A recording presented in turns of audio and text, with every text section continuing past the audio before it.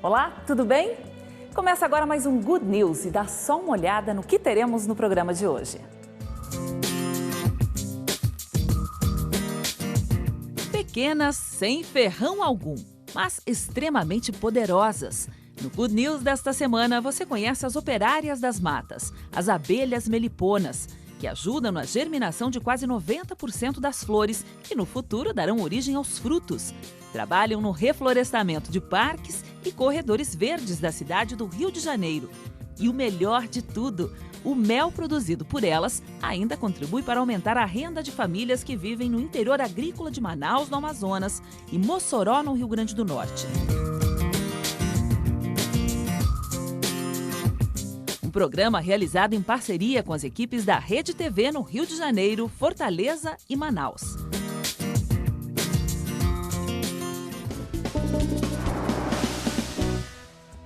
Temidas por alguns, imperceptíveis para outros, as abelhas fazem parte do grupo dos insetos e, mesmo pequenas, desempenham um importante papel na natureza.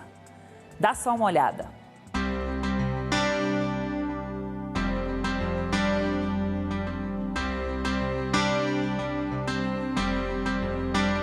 Entre beija-flores, morcegos e outros polinizadores naturais, elas são consideradas das mais eficientes. E de pensar que são, assim, pequenas trabalhadoras, que desempenham um importante papel na natureza. Então, as abelhas são essenciais, principalmente nos trópicos, e as abelhas, por serem sociais, o número de operárias que existe em cada ninho é muito grande, né? Então, você tem a rainha e um monte de operárias. Então, muitas dessas operárias são forrageiras. Quer dizer que elas vão a campo para coletar alimento para elas, mas elas não só coletam alimento, mas também elas vão fazer o processo de polinização, porque ela precisa de uma flor para coletar o pólen, mas ela viaja para outra flor para coletar mais pólen, e nisso há uma transferência de pólen de uma flor feminina para uma flor masculina. E nisso vai ocorrer o processo de polinização. Porém, as abelhas também são uma das espécies que mais sofrem com a ação do homem no meio ambiente. Bom, a abelha depende de flor para viver, para comer, e depende de árvore para morar, a maioria das espécies. Então, se você for pensar que a gente vive num país onde a Mata Atlântica, por exemplo, já foi reduzida a 3% da formação original, você tem poucos lugares onde essas abelhas podem morar. Então, você tem regiões onde as populações de abelhas nativas estão extremamente pressionadas, né? Na Caatinga, na Mata Atlântica principalmente. Entre as mais de 4.000 espécies conhecidas no planeta, encontramos as meliponas, típicas dessas matas, porém desconhecidas por muitos, e de pensar que já reinaram sozinhas em terras brasileiras. Quantas espécies a gente tem dessas abelhas sem ferrão? Na região aqui da América do Sul, né, chegando até a América Central, são quase 400 espécies, né, mas elas têm uma distribuição mais ampla, né? Então, além da América do Sul, a gente tem várias espécies que estão exclusivamente na África, outras que estão na Oceania, na região ali da Nova Guiné. Até que duas outras espécies tomaram seu território: a abelha europeia, trazida pelos jesuítas, e as africanas. Então, mas a abelha brasileira não é essa que a gente tem na cabeça? Não, é a Apis mellifera, a abelha que veio, que chegou em alguns séculos passados com os europeus. Agora, em relação a essa abelha da África, ou mesmo a europeia, por que elas foram trazidas para o Brasil? A princípio pelos jesuítas para a produção de vela, por conta da cera que ela produz em grande quantidade, então eles trouxeram para cá para a fabricação de vela, há alguns séculos atrás. E depois, devido à subespécie africana, veio porque ela era uma subespécie que produz bastante mel. Essa é uma espécie que é exótica, ela foi introduzida no Brasil há muitos séculos e depois ela hibridizou com a que veio depois da África, que é a Apis mellifera scutellata. Quando essa veio, ela deu uma desequilibrada, porque às vezes tem esse problema. Sim, ela é uma abelha com uma capacidade de reprodução muito grande, né? Então ela se estabeleceu primeiro na região aqui de São Paulo e depois se expandiu muito rápido, né? Hoje a gente tem a abelha africanizada chegando até o sul dos Estados Unidos. E existem algumas pessoas que creem, sim, que elas ocuparam o espaço das abelhas nativas e talvez tenham desequilibrado essa ideia do balanço ecológico, né? A gente não consegue dizer com certeza, mas provavelmente alguns problemas ocorreram, né, em função disso. As abelhas que vieram da Europa ou da África vieram só incrementar ou vieram para realmente com uma proposta comercial, principalmente a que veio da África. E por falar em mel, o produto fabricado pelas meliponas e as abelhas com ferrão também tem suas particularidades. Compara os gostos, então. O mel de abelha sem ferrão é ácido. É bem ácido porque permanece naquele pote de alimento, naquele pote de mel, que é uma estrutura de cerume, e então tem micro-organismos ali, então há uma fermentação. Então por isso que tem também e tem um teor de água muito grande. Então imagina algo que está num ambiente que tem micro-organismos e está quentinho e que haja então uma fermentação. Então é um mel mais ácido do que... É gostoso, mas é mais ácido e mais líquido. E não é doce? É doce. É doce, mas não tão doce quanto o de Apis mellifera. E mesmo não tendo ferrão, as meliponas têm suas técnicas de defesa. Elas são capazes de se defender também, né? Então todo mundo já teve uma experiência de uma abelha cachorro enrolando no cabelo, que é desagradável. Agora imagine 100 abelhas cachorro enrolando no cabelo, entrando dentro da sua orelha, das suas narinas, te mordendo. É uma coisa que afugenta qualquer tipo de predador. Entre as espécies de abelhas, a organização das colmeias não muda muito. Então, a Apis, ela constrói os favos, primeiro que são favos verticais, construídos de cera branca, cera pura, né? E que tem alguns favos que ela usa para armazenar o alimento, né? No caso o mel. Quem nunca comeu mel no favo? Em alguns favos ela se multiplica, então a rainha coloca os ovos e cada ovo eclode, nasce uma larva, a abelha cresce e vira uma abelha adulta. Tá? As abelhas nativas, elas separam a área de reprodução, né, o ninho, da área de alimentos, são estruturas completamente separadas, diferentes. Então, por exemplo, essa estrutura que eu estou segurando é a parte de um ninho em cada uma dessas células. Tá? A rainha coloca um ovo, o ovo vai originar uma larva que vai se alimentar de uma quantidade de alimento que é depositada pelas operárias dentro de cada uma dessas células e vai se desenvolver até virar uma abelha adulta. Tá? Aqui a gente está com uma porção do ninho de favos relativamente maduros, que as abelhas já estão no estágio avançado de desenvolvimento. Então a gente tem aqui nessa lateral uma pupa. Tá? Aqui na verdade cada ovo originou uma larva, vou deixar aqui em cima.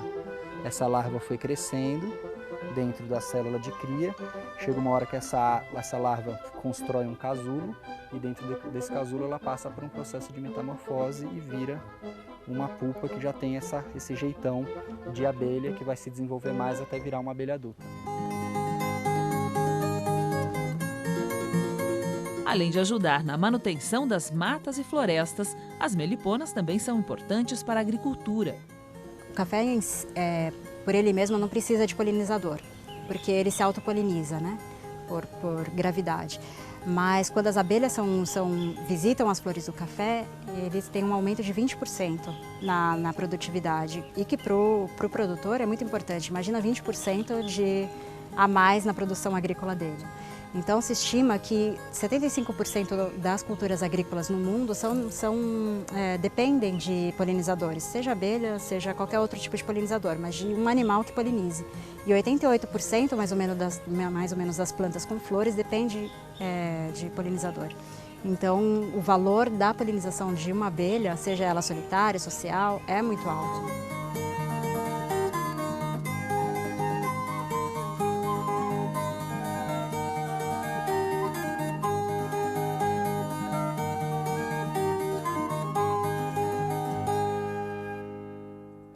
E vale uma observação.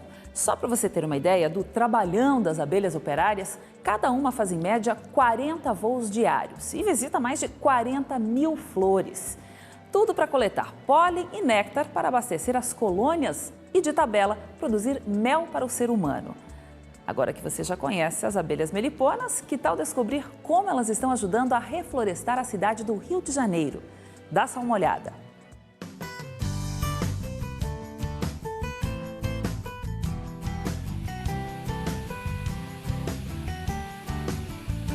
Fora os parques municipais, Chico Mendes, Marapendi, Parque da Tijuca e o Bosque da Barra têm novas moradoras. São jataís, iraís, mirins e mandaçaias, espécies da família Meliponas, as abelhas sem ferrão, importantes agentes da natureza. E o que são as abelhas sem ferrão? O que são?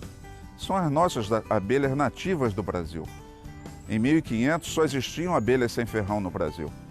Tudo que se obtém das abelhas que todos conhecem, mel, cera, própolis, pólen, era obtido das abelhas sem ferrão. Então elas eram muito importantes na economia do país, no dia a dia da população. Os povos da floresta, o pessoal do Nordeste, alguns abnegados do Sul e do Sudeste continuam preservando e nós podemos dizer hoje que garantimos que elas não serão extintas. Não serão extintas e o melhor, são as operárias perfeitas para um projeto de reflorestamento das áreas verdes do Rio de Janeiro. Tudo porque representantes da Associação de Meliponicultores do Estado e do projeto Mosaico Carioca resolveram multiplicar e implantar colmeias nos parques da cidade, na tentativa de reconstruir alguns corredores verdes. Então, o Mosaico, um dos objetivos deles é refazer a conexão entre esses parques, porque a cidade vai se crescendo e essas unidades de conservação vão ficando isoladas, vão se tornando ilhas dentro da cidade. Através de projetos como o Corredor Verde, que envolve o plantio de espécies, de arborização, de reflorestamento e também a introdução de abelhas, a gente consegue retomar a ligação entre essas unidades de conservação e beneficiando esses parques e a Mata Atlântica a longo prazo. Hoje nós não temos abelhas para colocar em todos ao mesmo tempo, mas multiplicando essas abelhas já vamos levar para o bosque da freguesia e vamos levar para outros parques.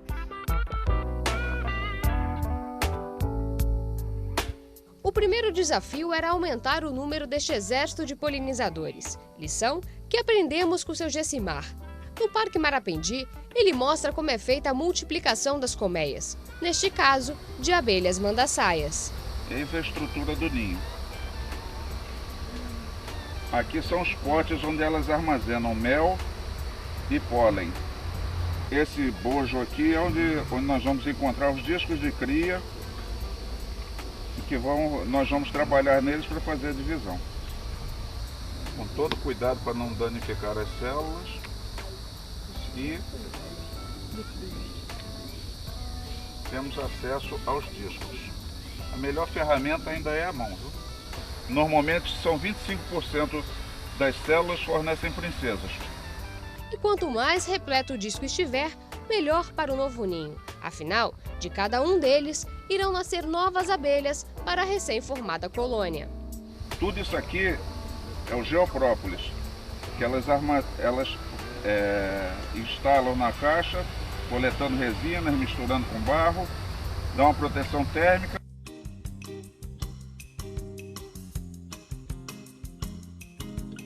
Dos 8 discos da colmeia matriz, seu Gessimar tira 3 para a nova colmeia. Essa multiplicação que a gente fez agora, ela pode ser feita de quanto em quanto tempo? Eu aprendi que uma vez encontrado o enxame forte com alimentos, crias suficientes, você pode dividir. Então, digamos, no momento em que esse enxame tem 8 discos de cria, no caso da mandaçaia, você pode dividir e começar de novo com 2 vezes 4. Eu crio outras espécies. Meu critério é o seguinte: chegou na tampa, divido ao meio e começo tudo de novo. A importância é que hoje estamos num déficit de polinizadores naturais. Se nós esperarmos que a multiplicação seja a critério da natureza, vai demorar muito tempo e nós não temos esse tempo para esperar.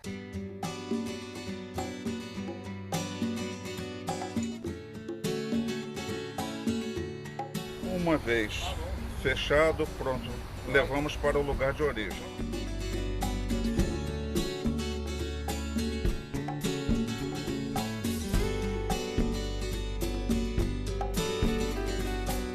As abelhas que ficarem voando aqui irão para a nova caixa. Usa-se um pouco de tela. E saímos com ela ou para 10 metros de distância ou para um novo lugar. No nosso caso, iremos para outro parque da cidade e continuamos o processo lá. As caixas que ficam são usadas como ferramenta de educação ambiental. Nós queremos que o povo do Rio de Janeiro conheçam as abelhas sem ferrão, saibam da importância da abelha sem ferrão e percam o medo dela.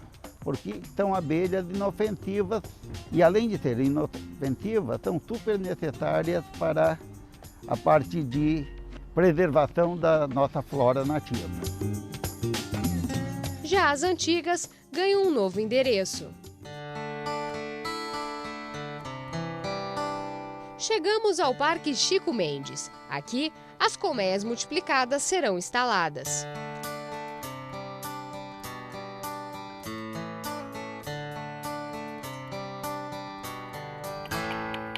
Pronto! Mais 10 dias e as novas abelhas irão nascer para coletar o néctar e polinizar as flores. Outra maneira de multiplicar as espécies é através das iscas. Os meliponicultores colocam garrafas plásticas nos troncos de algumas árvores com o objetivo de atrair uma abelha, e dali irá surgir um outro ninho.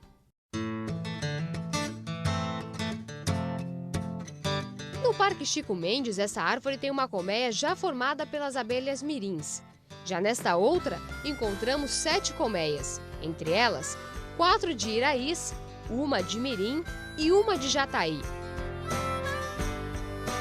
A coleta do mel dessas abelhas é feita de maneira simples, apenas com uma bombinha. Uma caixa da espécie mandaçaia pode produzir até 1,5 litro de mel por ano.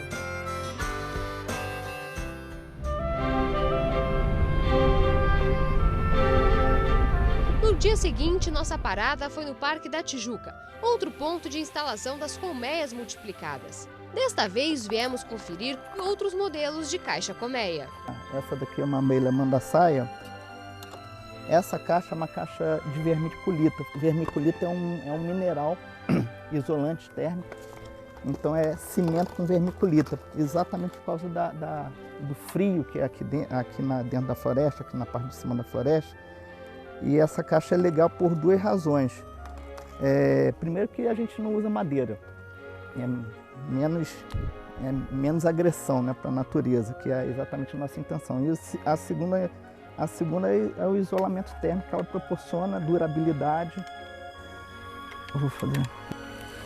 Há quanto tempo essa caixa já está aí? Essa caixa aqui está desde maio, né, Matheus? Desde maio do ano passado. Aqui o mel. Vocês querem provar o mel?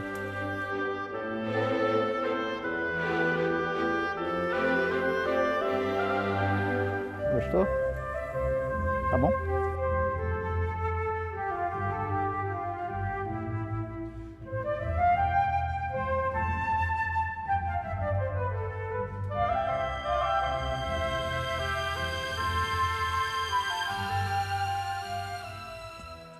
No próximo bloco, a Sociedade das Abelhas e a vida de uma rainha que comanda mais de 80 mil operárias.